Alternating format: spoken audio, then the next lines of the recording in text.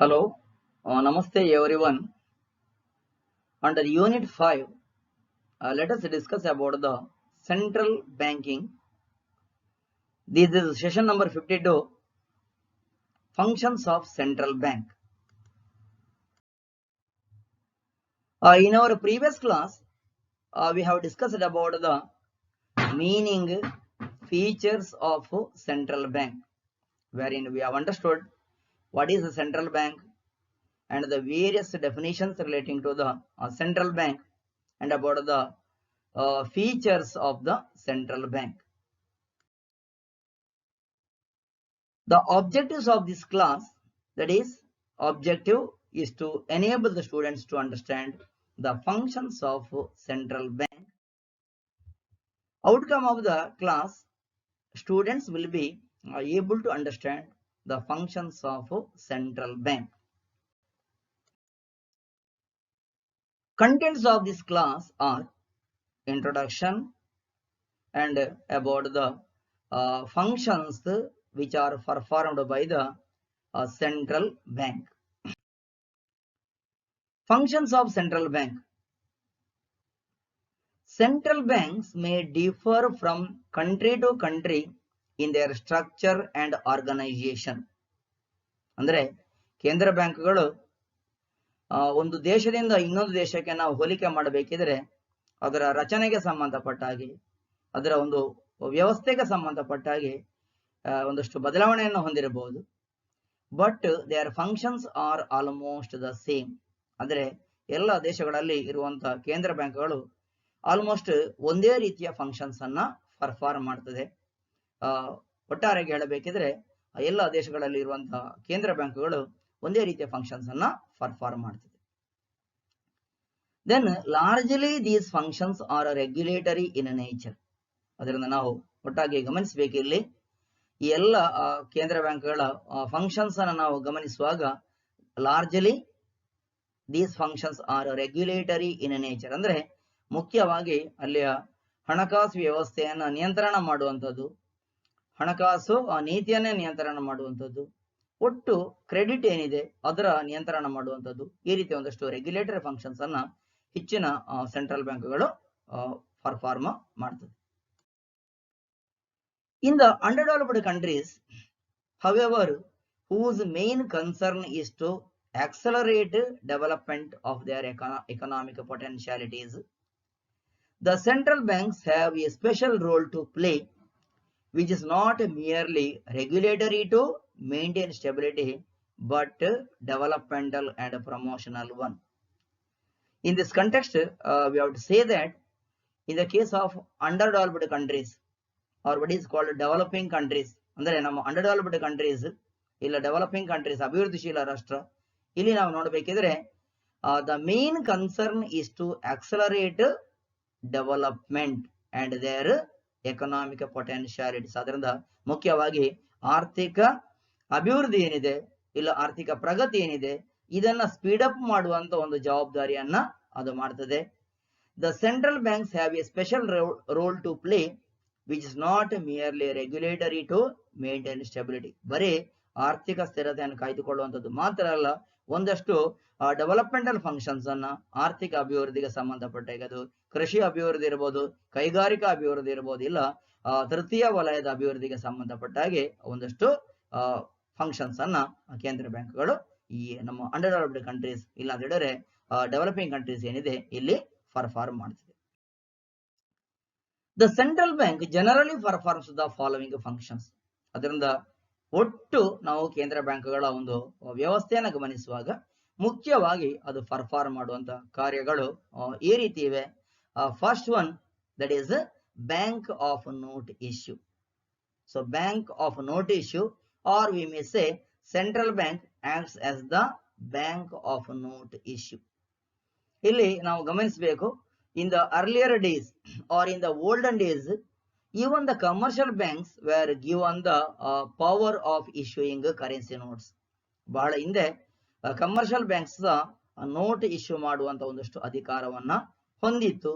ಆದರೆ ಕಾಲಕ್ರಮೇಣ ಅದರಲ್ಲಿ ಸುಮಾರಷ್ಟು ತೊಂದರೆ ಆದ ಕಾರಣಕ್ಕಾಗಿ, ಒಂದಷ್ಟು ಗೊಂದಲ ಆದ ಕಾರಣಕ್ಕಾಗಿ ಆ ಒಂದು ದೇಶದ ಕೇಂದ್ರ ಬ್ಯಾಂಕ್ ಮಾತ್ರ ನೋಟ್ ಇಶ್ಯೂ ಮಾಡಬೇಕನ್ನುವಂತ ಒಂದು ವ್ಯವಸ್ಥೆ ಜಾರಿಗೆ ಬಂತು. ಅದರಿಂದ ಇದನ್ನ ಹೇಳ್ತೇವೆ bank of note issue or central bank enjoys the monopoly power of issuing currency notes. The central bank has the sole monopoly of note issue in almost every country. ಎಲ್ಲ ದೇಶಗಳ ಕೇಂದ್ರ ಬ್ಯಾಂಕ್ ಅನ್ನು ನಾವು ಗಮನಿಸುವಾಗ ಅಲ್ಲಿ ನೋಟ್ ಇಶ್ಯೂ ಮಾಡುವಂತ ಮೊನೋಪಾಲಿ power ಅನ್ನ ಅಲ್ಲಿ ಕೇಂದ್ರ ಬ್ಯಾಂಕ್ ಹೊಂದಿರುತ್ತದೆ. Then printing and issuing of currency notes has become unlimited legal tender throughout the country. ಅದರಿಂದ ಈ ಏನು ಕೇಂದ್ರ ಬ್ಯಾಂಕ್ ನೋಟ್ ಅನ್ನು ಇಶ್ಯೂ ಮಾಡಿದೆ, ಏನ್ ನೋಟ್ ಅನ್ನು ಪ್ರಿಂಟ್ ಮಾಡಿದೆ ಅದನ್ನ ಹೇಳ್ತಾ that is legal tender money. ಅದರಿಂದ ಅದಕ್ಕೆ ಕಾನೂನಿನ ಮಾನ್ಯತೆ ಇದೆ. ಅದರಿಂದಾಗಿ ಅದನ್ನು ಹೇಳುವಂಥದ್ದು ನಾವು that is legal tender money that is backed up by the law. In the words of de Kock ಅನ್ನುವರ ಪ್ರಕಾರ the privilege of note issue was almost everywhere associated with the origin and development of central banks. ಅದರಿಂದ central bank ಕೇಂದ್ರ ಬ್ಯಾಂಕ್ಗಳು ಉಗಮಾಗುವ ಸಮಯದಲ್ಲಿ ಅದಕ್ಕೆ ಆ ಒಂದು monopoly of note issue power ಅನ್ನ ಕೊಟ್ಟಿದೆ ಅನ್ನುವ ಅಭಿಪ್ರಾಯವನ್ನ ಡಿಕಾಕ್ ಅವರು ಕೊಟ್ಟಿದ್ದಾರೆ. That is the privilege of note issue was almost everywhere associated with the origin and development of the central banks. The main advantages of giving monopoly right of note issue to the central banks are as follows. ಅದರಿಂದ ಕೇಂದ್ರ bank ಹಣದ ಏನು ಕರೆನ್ಸಿಗೆ ಸಂಬಂಧಪಟ್ಟ print ಮಾಡುವಂತ ಮೊನೋಪಲಿಯನ್ನು ಹೊಂದಿರುವ ಕಾರಣಕ್ಕಾಗಿ ಏನು ಒಂದಷ್ಟು ಅಡ್ವಾಂಟೇಜಸ್ ಅನ್ನ ಹೊಂದಿದೆ ಅನ್ನೋದನ್ನ ಇಲ್ಲಿ ನಾವು ಹೇಳಬೇಕಾಗ್ತದೆ. First one, it brings uniformity in monetary system of note issue and note circulation. ಅದರಿಂದ ನೋಟ್ ಮಾನಿಟರಿ ಸಿಸ್ಟಮ್ ಏನಿದೆ, ಇಶ್ಯೂ ಆಫ್ ಕರೆನ್ಸಿ ನೋಟ್ಸ್ ಏನಿದೆ ಮತ್ತು ಅದರ ಸರ್ಕ್ಯುಲೇಷನ್ಗೆ ಸಂಬಂಧಪಟ್ಟ ಹಾಗೆ ಯೂನಿಫಾರ್ಮಿಟಿಯನ್ನ ನಾವು ಇಲ್ಲಿ ಕಾಣಬಹುದು. ಅದರಿಂದ ಖಂಡಿತ ಸಾರ್ವಜನಿಕರಿಗೆ ಯಾವುದೇ ರೀತಿಯ ಗೊಂದಲ ಆಗದ ರೀತಿಯಲ್ಲಿ ನಮ್ಮ ಹಣಕಾಸು ವ್ಯವಸ್ಥೆ ಆಗ್ಲಿಕ್ಕೆ ಈ ಒಂದು ಸೆಂಟ್ರಲ್ ಬ್ಯಾಂಕಿನ ಮೊನೋಪಲಿ ಪವರ್ ಕಾರಣ ಅಂತ ಹೇಳ್ಬಹುದು. Then better control over money supply. So since currency notes are issued only by the central bank of that country, there will be better control over the supply of money. ಅದರಿಂದ ಹಣದ ಸರಬರಾಜಿಗೆ ಸಂಬಂಧಪಟ್ಟ ಹಾಗೆ ಖಂಡಿತ ಪೂರ್ಣವಾದಂತಹ ಹತೋಟಿ ಅಲ್ಲಿ ಇರ್ತದೆ. ಯಾಕೆಂತ ಹೇಳಿದ್ರೆ ನೋಟ್ಸ್ ಅನ್ನ ಇಶ್ಯೂ ಮಾಡುವಂತ ಮೊನೋಪಾಲಿ ಪವರ್ ಅಲ್ಲಿಯ ಕೇಂದ್ರ ಬ್ಯಾಂಕಿಗೆ ಇರುವ ಕಾರಣಕ್ಕಾಗಿ ಅಕಸ್ಮಾತ್ ಹಣದ ಏನು ಒಂದಷ್ಟು ಸರಬರಾಜು ಜಾಸ್ತಿ ಆಗ್ಬೇಕಂತಾದ್ರೆ ಅದನ್ನ ಜಾಸ್ತಿ ಮಾಡ್ಲಿಕ್ಕೆ ಸಾಧ್ಯ ಆಗ್ತದೆ. ಅದೇ ರೀತಿಯಲ್ಲಿ ಹಣದ ಸರಬರಾಜನ್ನ ಕಡಿಮೆ ಮಾಡ್ಲಿಕ್ಕೆ ಸಹ ಈ ವ್ಯವಸ್ಥೆ ಇರುವ ಕಾರಣಕ್ಕೆ ಅದು ನಮಗೆ ಸಾಧ್ಯ ಆಗ್ತದೆ. Then it increases the public confidence. ಅದರಿಂದ ನಮ್ಮ ಸಾರ್ವಜನಿಕರ ವಿಶ್ವಾಸ ಏನಿದೆ ಹಣಕಾಸು ವ್ಯವಸ್ಥೆಗೆ ಸಂಬಂಧಪಟ್ಟಾಗೆ, ದೇಶದ ಆರ್ಥಿಕತೆಗೆ ಸಂಬಂಧಪಟ್ಟಾಗೆ, ಇದನ್ನ ಏನು ಇನ್ಕ್ರೀಸ್ ಮಾಡ್ಲಿಕ್ಕೆ ಈ ಒಂದು ವ್ಯವಸ್ಥೆಯಿಂದಾಗಿ ಕಾರಣ ಆಗಿದೆ ಅಂತ ಹೇಳಬಹುದು. It increases or enhances the public confidence. Then there will be control over the creation of credit by the commercial banks. So the credit control can be done by the central bank of that country. Credit creation, you can very well understand, you might have studied about the credit creation activity that is done by the commercial banks. That credit creation that can be effectively controlled by the central bank of that country. Next, central bank earns profit from the issue of currency notes. Currency notes ಅನ್ನ issue ಮಾಡುವ ಮುಖಾಂತರ central ಬ್ಯಾಂಕಿಗೆ ಒಂದಷ್ಟು ಲಾಭವನ್ನ ಗಳಿಸಲಿಕ್ಕೆ ಸಾಧ್ಯ ಆಗ್ತದೆ. ಅಲ್ಲಿ ಅದಕ್ಕೆ ಕೇಂದ್ರ ಬ್ಯಾಂಕ್ ಒಂದಷ್ಟು ಆದಾಯದ ಮೂಲ ಆಗ್ತದೆ ಅಂತ ಹೇಳಬಹುದು ನಾವು. Then it avoids political interference in the matter of note issue. ಅದರಿಂದ ಸೆಂಟ್ರಲ್ ಬ್ಯಾಂಕ್ ಮಾತ್ರ ಕರೆನ್ಸಿ ನೋಟ್ಸ್ ಅನ್ನು ಇಶ್ಯೂ ಮಾಡೋ ಕಾರಣಕ್ಕಾಗಿ ಇಟ್ ಅವಾಯ್ಡ್ಸ್ ಪೊಲಿಟಿಕಲ್ ಇಂಟರ್ಫಿಯರೆನ್ಸ್, ರಾಜಕೀಯ ಹಸ್ತಕ್ಷೇಪ ಏನಿದೆ ಅದನ್ನ ನಮಗೆ ಇಲ್ಲಿ ತಪ್ಪಿಸಲಿಕ್ಕೆ ಸಾಧ್ಯ ಆಗ್ತದೆ ಅಂತ ಹೇಳಬಹುದು. Another important function of the central bank is it acts as a banker to the state or government. Central bank is the banker to the government, or we may say it is a government bank. In the case of an individual, a commercial bank may act as a banker to that particular individual. But in the case of government, central bank is the bank to that government, or we may say that is a government bank. ನಮಗೆಲ್ಲ ತಿಳಿದ ಹಾಗೆ ಈಗ ನಿಮಗೆ commercial bank ಹೇಗೆ ಒಂದು banker ಆಗಿ ಕೆಲಸ ಮಾಡ್ತದೆ, ಅದೇ ರೀತಿಯಲ್ಲಿ ಸರಕಾರಕ್ಕೆ ಕೇಂದ್ರ ಬ್ಯಾಂಕ್ ಬ್ಯಾಂಕರ್ ರೀತಿಯಲ್ಲಿ ಕೆಲಸವನ್ನ ಮಾಡ್ತದೆ. As a banker to the state or government, central bank acts in 3 capacities. ಅದರಿಂದ 3 ರೀತಿಯಲ್ಲಿ ಕೇಂದ್ರ ಬ್ಯಾಂಕ್ ಸರಕಾರಕ್ಕೆ ಬ್ಯಾಂಕರ್ ರೀತಿಯಲ್ಲಿ ಕಾರ್ಯವನ್ನ ಮಾಡ್ತದೆ. First one as a banker, second one as a financial agent, and third one as a financial advisor to the government. ಅದರಿಂದ ಒಂದು banker ರೀತಿಯಲ್ಲಿ ಕೆಲಸ ಮಾಡ್ತದೆ, ಇನ್ನೊಂದು ಆಸ್ ಎ ಫೈನಾನ್ಷಿಯಲ್ ಏಜೆಂಟ್ ಹಣಕಾಸು ಪ್ರತಿನಿಧಿಯ ರೀತಿಯಲ್ಲಿ ಕೆಲಸವನ್ನ ಮಾಡ್ತದೆ, ಆನಂತರ as a financial advisor to the government ಅಂದ್ರೆ ಸರ್ಕಾರಕ್ಕೆ ಆರ್ಥಿಕ ಸಲಹೆಗಾರನ ರೀತಿಯಲ್ಲಿ ಕೇಂದ್ರ ಬ್ಯಾಂಕ್ ಕಾರ್ಯವನ್ನ ಮಾಡ್ತದೆ. As a banker to government, the central bank performs the following functions. First one, central bank maintains the accounts of the various government departments and institutions. So the central bank of that country, it maintains the accounts of the various government departments and institutions. ಇಲ್ಲಿ ಸರ್ಕಾರದ ಬೇರೆ ಬೇರೆ ಇಲಾಖೆಗಳ account ಅನ್ನ ಅಲ್ಲಿ ಕೇಂದ್ರ bank maintain ಮಾಡ್ತದೆ, ಬೇರೆ ಬೇರೆ ಹಣಕಾಸು ಸಂಸ್ಥೆಗಳ ಅಕೌಂಟ್ ಅನ್ನ ಅಲ್ಲಿಯ ಕೇಂದ್ರ ಬ್ಯಾಂಕ್ ಮೇಂಟೈನ್ ಮಾಡ್ತದೆ. Then central bank receives deposits from government. Here we have to remember, when a government is having some excess funds, so the government may deposit that money with the central bank. Thereby central bank receives deposits from government. ಅದರಿಂದ ಸರ್ಕಾರದ ಬಳಿ ಒಂದಷ್ಟು excess ಹಣ ಇರುವ time ಅಲ್ಲಿ ಸರ್ಕಾರ ಕೇಂದ್ರ bank ಅಲ್ಲಿ ಅದನ್ನ ಡೆಪಾಸಿಟ್ ಮಾಡ್ತದೆ. ಅದರಿಂದ so receives deposit from government. Then it transfers government funds from one account to another and from one place to another.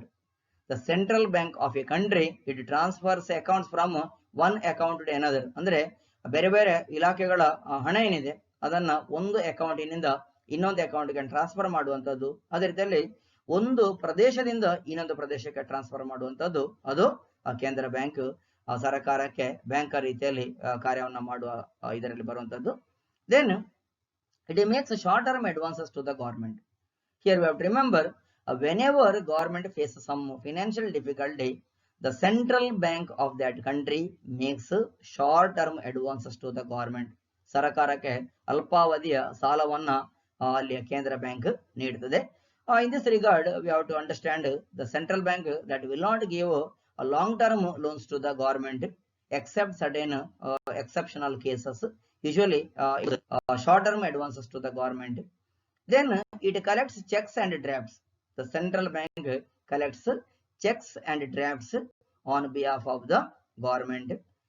Then it provides foreign exchange resources. For example, the country is involved in the international trade. Sometimes it may require this foreign exchange resources, so that will be provided by the central bank of that country. So next we have to discuss the central bank acts as an agent to the government. ಇದು ಸರ್ಕಾರದ ಒಂದು ಪ್ರತಿನಿಧಿಯ ರೀತಿಯಲ್ಲಿ ಕೆಲಸವನ್ನ ಮಾಡ್ತದೆ. ಅದರಿಂದ ಸರ್ಕಾರದ ಪ್ರತಿನಿಧಿಯ ರೀತಿಯಲ್ಲಿ ಯಾವ ರೀತಿಯಲ್ಲಿ ಕಾರ್ಯವನ್ನ ಮಾಡ್ತದೆ ಅನ್ನೋದಕ್ಕೆ ಸಂಬಂಧಪಟ್ಟ ಹಾಗೆ we have to say central bank collects taxes and other payments on behalf of the government. ಅದರಿಂದ ಸರ್ಕಾರಕ್ಕೆ ಬರಬೇಕಾದಂತ ಸರ್ಕಾರಕ್ಕೆ ಸಲ್ಲತಕ್ಕಂತ ತೆರಿಗೆಯನ್ನ ಸರ್ಕಾರದ ಪರವಾಗಿ ಕೇಂದ್ರ ಬ್ಯಾಂಕ್ ಕಲೆಕ್ಟ್ ಮಾಡ್ತದೆ. ಅದೇ ರೀತಿಯಲ್ಲಿ and it makes payments on behalf of the government. ಅದರಿಂದ ಸರ್ಕಾರದ ಬೇರೆ ಬೇರೆ ಇಲಾಖೆಗಳು ಬೇರೆ ಬೇರೆ ಸಂದರ್ಭದಲ್ಲಿ ಒಂದಷ್ಟು ಪಾವತಿಯನ್ನ ಮಾಡಬೇಕಾಗ್ತದೆ. ಅದರಿಂದ ಆ ಎಲ್ಲ ಪಾವತಿಯನ್ನ ಕೇಂದ್ರ ಬ್ಯಾಂಕಿನ ಪರವಾಗಿ ಮಾಡುವಂತದ್ದು it is central bank of that country. It collects taxes and other payments on behalf of the government. Then central bank raises loans from the public and manages public debt. You are all aware of the fact that public finance occupies an important place in the economy of a nation. Likewise, public debt. So public debt, you can understand, when there is a shortage of the funds, so government may go for public borrowing. Sometimes it may borrow from internal sources, or sometimes it may borrow from external sources. So that public debt that is raised from the central bank of that country, and it also manages the public debt. For example, it may be relating to the debt redemption or what is called repayment of the debt. All such activities are managed by the central bank of that country. ಅದರಿಂದ ಸಾರ್ವಜನಿಕ ಹಣಕಾಸನ್ನ ನಿರ್ವಹಣೆ ಮಾಡುವಂತದ್ದು ಅಲ್ಲಿಯ ಕೇಂದ್ರ bank ಆಗಿರುತ್ತದೆ. Then it represents the government in the international and financial institutions and conferences. ಅದರಿಂದ for example in IMF or IBRD or what is called Asian Development Bank, the central bank represents the government in the international financial institutions. ಅದರಿಂದ ಅಂತಾರಾಷ್ಟ್ರೀಯ ಹಣಕಾಸು ಸಂಸ್ಥೆಗಳೇನಿವೆ ಅಲ್ಲಿ ಒಂದು ಪ್ರತಿನಿಧಿಯ ರೀತಿಯಲ್ಲಿ ಆ ಒಂದು ದೇಶದ ಕೇಂದ್ರ ಬ್ಯಾಂಕ್ ಕಾರ್ಯವನ್ನ ನಿರ್ವಹಿಸುತ್ತದೆ. As a financial advisor to the government. ಅದರಿಂದ ನೆಕ್ಸ್ಟ್ ನಾವು ಅರ್ಥ ಮಾಡ್ಲಿಕ್ಕೆ ಇರುವಂತದ್ದು ಯಾವ ರೀತಿಯಲ್ಲಿ ಅಲ್ಲಿಯ ಕೇಂದ್ರ ಬ್ಯಾಂಕ್ ಒಂದು ಹಣಕಾಸು ಒಂದಷ್ಟು ಸಲಹೆಯನ್ನು ಕೊಡುವ ಏಜೆನ್ಸಿಯಾಗಿ ಸರ್ಕಾರಕ್ಕೆ ಕಾರ್ಯವನ್ನು ನಿರ್ವಹಣೆ ಮಾಡ್ತದೆ ಅನ್ನೋದನ್ನ ಇಲ್ಲಿ ನಾವು ಅರ್ಥ ಮಾಡಿಕೊಳ್ಳಿಗಿದೆ. It advises on economic matters. ಅದರಿಂದ ಎಲ್ಲ ಆರ್ಥಿಕ ವಿಚಾರಕ್ಕೆ ಸಂಬಂಧಪಟ್ಟ ಹಾಗೆ, ಆರ್ಥಿಕ ಸ್ಥಿರತೆಗೆ ಸಂಬಂಧಪಟ್ಟ ಆಗಿರಬಹುದು, ಆರ್ಥಿಕ ಅಭಿವೃದ್ಧಿಗೆ ಸಂಬಂಧಪಟ್ಟ ಆಗಿರಬಹುದು, ಅದು ಕೇಂದ್ರ ಬ್ಯಾಂಕ್ ಏನಿದೆ ಆ ಒಂದು ದೇಶದ್ದು ಅಲ್ಲಿಯ ಸರ್ಕಾರಕ್ಕೆ ಸಲಹೆಯನ್ನು ಕೊಡ್ತದೆ. ಅದಲ್ಲದೆ ಮಾನಿಟರಿ ಅಂದ್ರೆ ಹಣಕಾಸು ವಿಚಾರಕ್ಕೆ ಸಂಬಂಧಪಟ್ಟ ಹಾಗೆ ಒಂದಷ್ಟು ಸಲಹೆಯನ್ನ ಕೊಡ್ತದೆ. Then it advises on financial and fiscal matters. ಅದರಿಂದ ಹಣಕಾಸಿಗೆ ಸಂಬಂಧಪಟ್ಟ ಹಾಗೆ, ವಿತ್ತೀಯ ವಿಚಾರಕ್ಕೆ ಸಂಬಂಧಪಟ್ಟ ಹಾಗೆ ಅಲ್ಲಿಯ ಕೇಂದ್ರ ಬ್ಯಾಂಕ್ ಅಲ್ಲಿಯ ಸರ್ಕಾರಕ್ಕೆ ಅಂದ್ರೆ ಅಲ್ಲಿಯ ಸೆಂಟ್ರಲ್ ಗವರ್ಮೆಂಟ್ಗೆ ಒಂದಷ್ಟು ಸಜೆಷನ್ಸ್ ಅನ್ನು ಕೊಡ್ತದೆ. For example, as I said, that is suggestions like deficit financing. So ನಾವೇನು ಡೆಫಿಸಿಟ್ ಫೈನಾನ್ಸಿಂಗ್ ಅಂತ ಹೇಳ್ತೇವೆ ಅದರ ವಿಚಾರಕ್ಕೆ ಸಂಬಂಧಪಟ್ಟಾಗೆ ಡಿವ್ಯಾಲ್ಯೂಯೇಷನ್. ಫಾರ್ ಎಕ್ಸಾಂಪಲ್, ಈಗ ಅಲ್ಲಿಯ ಕರೆನ್ಸಿಯ ಅಪಮೌಲ್ಯಕ್ಕೆ ಸಂಬಂಧಪಟ್ಟಾಗಿರಬಹುದು, ಅಲ್ಲಿಯ ಟ್ರೇಡ್ ಪಾಲಿಸಿ, ಸೊ ವ್ಯಾಪಾರ ನೀತಿಗೆ ಸಂಬಂಧಪಟ್ಟಾಗಿರಬಹುದು, ಅದರಲ್ಲಿ ಫಾರಿನ್ ಎಕ್ಸ್ಚೇಂಜ್ ಪಾಲಿಸಿ, ಅದರಿಂದ ವಿದೇಶಿ ವಿನಿಮಯಕ್ಕೆ ಸಂಬಂಧಪಟ್ಟ ಎಲ್ಲ ಬಹಳ ಒಂದು ಇಂಪಾರ್ಟೆಂಟ್ ಅಂತ ನಾವು ಏನ್ ಹೇಳ್ತೇವೆ ಈ ವಿಚಾರಕ್ಕೆ ಸಂಬಂಧಪಟ್ಟಾಗೆ ಒಂದಷ್ಟು ಅಡ್ವೈಸ್ ಅನ್ನ ಸರ್ಕಾರಕ್ಕೆ ಕೇಂದ್ರ ಬ್ಯಾಂಕ್ ನೀಡುತ್ತದೆ. After having understood about the functions of the central bank, we have to summarize whatever we have studied here. So far we have studied about two main functions of the central bank.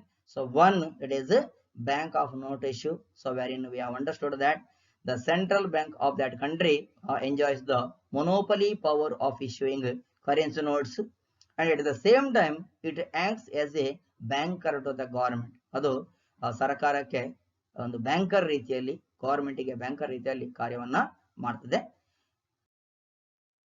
We have to discuss some other functions of the central bank, so that I shall continue in my next class. So thank you.